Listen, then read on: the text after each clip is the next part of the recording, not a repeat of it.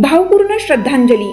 कळवण्यात अत्यंत दुःख होत आहे की आस्ताने येथील श्री बळवंत त्र्यंबक शिरसाट निवृत्त एसटी कर्मचारी बाळू कंडक्टर यांचे चिरंजीव कैलासवासी हेमंत बळवंत शिरसाट यांचे दिनांक 21 फेब्रुवारी 2026 शनिवारी रोजी दुपारी 2:30 वाजता वयाच्या अवघ्या 49व्या वर्षी दुःखद निधन झाले.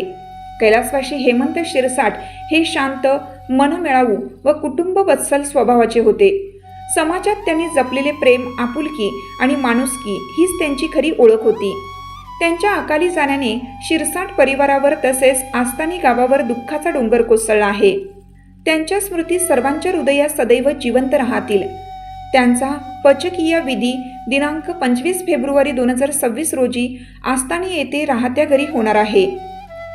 तसेच 11व्या विधीचा कार्यक्रम दिनांक 4 मार्च 2026 रोजी संपन्न होईल.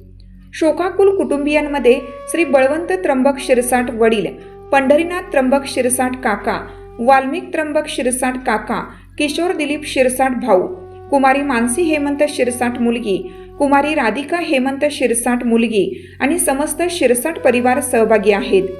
या दुःखद प्रसंगी डॉक्टर प्रतापराव दिघावकर, IPS, माजी IG, MPC आयोग सदस्य, भारतीय जनता पार्टी, नमोचषक महाराष्ट्र प्रदेशाध्यक्ष, राजेंद्र आहेर, राष्ट्रीय अध्यक्ष, जागतिक मानवाधिकार सुरक्षा फेडरेशन व सैनिक मित्र महाराष्ट्र राज्य, जागतिक न्यूज नेटवर्क चॅनल, भाऊसाहेब चिला आहिरे, बळीराजा फाउंडेशन महाराष्ट्र प्रदेशाध्यक्ष, माहिती अधिकार कार्यकर्ते व उत्तर महाराष्ट्र सचिव, प्रदीप मोरे, नंदकुमार सूर्यवंशी, छावा संघटनेचे अध्यक्ष, तसेच भारतभरातील सर्व पदाधिकाऱ्यांच्या वतीनं कैलासवासी हेमंत शिरसाट यांना भावपूर्ण श्रद्धांजली अर्पण करण्यात येत आहे.